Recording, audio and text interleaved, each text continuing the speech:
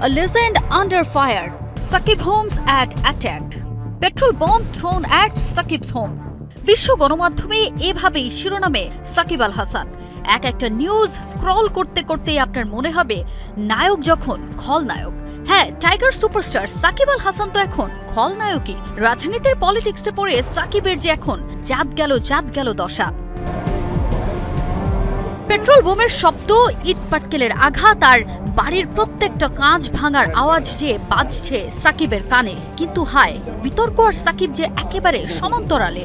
Career জুড়ে যত record, যত অর্জন, ততই ছিল গর্জন। তার সেই গর্জনটা পজিটিভ রেসপন্সের চেয়ে অনেক বেশি ছিল নেগেটিভিটিতে ভরা। মাঠের ক্রিকেটটা ঘিরে সাকিবের হাঁক ডাকের চেয়ে কোনো অংশে কম ছিল না বিতর্ক।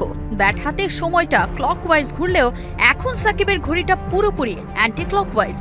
রাজনৈতিক টানাপোড়েনে এক নিমিষেই যে সব শেষের গল্পে এবার নতুন এক টুইস্ট।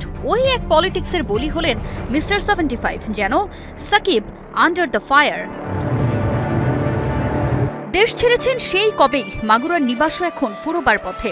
সাম্প্রতিক রাজনৈতিক অস্থিরতায় মাগুরায় তার বাড়িতে হামলার ঘটনায় দেশ ছাড়িয়ে জায়গা করে নিয়েছে আন্তর্জাতিক গণমাধ্যমেও। প্রেক্ষাপট ভিন্ন, তাই বদলেছে শিরোনামের ধরনও। আগে যেখানে জায়গা পেত সাকিবের অর্জনের গল্প, সেখানে এখন বার্তা সংস্থা রয়টার্সের মতো প্রভাবশালী সংবাদ সংস্থাও তার রাজনৈতিক অবস্থানের এই ঘটনাকে ফলাও করে জায়গা দিয়েছে শিরোনামে।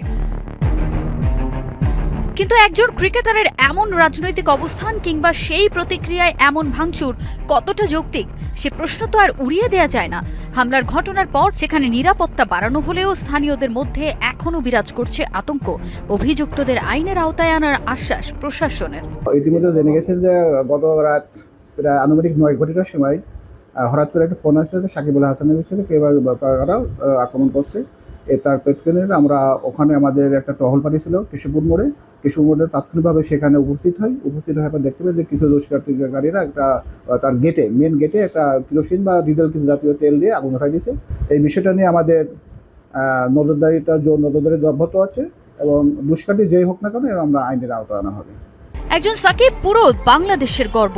ব্যক্তি সাকিবের বিচার বিশ্লেষণে ব্যস্ত থেকে কোথায় যেন হারিয়ে যাচ্ছে ক্রিকেটার সাকিব। তাই ফলস্বরূপ এমন হামলা, যার তীব্র নিন্দা জানান স্থানীয়রা। কেউ একজন ইন্টারন্যাশনাল বাংলাদেশের প্রতিনিধিত্ব করেছে, সে একসময় যেহেতু তার বাড়িতে হামলাটা না করলেই পারতো। কাজটা একটা নিন্দনীয় অপরাধ। সাকিব ভাই একজন ভালো অলরাউন্ডার, সে বাংলাদেশে অনেক কিছু করে দিয়েছে। সে একজন রাজনীতিবিদ হলেও সে কিন্তু মাগুরার জন্য অনেক কিছু করতে চেয়েছিল। যেমন আমাদের স্টেডিয়ামেরও অনেক কিছু উন্নত করতে চেয়েছিল। এমনকি সে যেখানে আছে এখন, সেখান থেকেও তার কাছে যদি কেউ জিজ্ঞাসা করে, সে অবভিয়াসলি বলবে যে এখনো মাগুরার উন্নতি করবে। এই আমার দিক থেকে মনে হয় এই কাজটা সাকিব ভাইয়ের বাসায় আসলে করা ঠিক হয়নি। রাতে শুনি ভাইয়ের বাসায় হামলা করেছে, এটা শুনে একজন প্লেয়ার হিসেবে আমি অনেক কষ্ট পাইছি। অতর্কিত এই হামলার সুষ্ঠু বিচার দাবি করেন স্থানীয়রা, কেননা legends never born everyday. Tajin Khandaker, ৭১।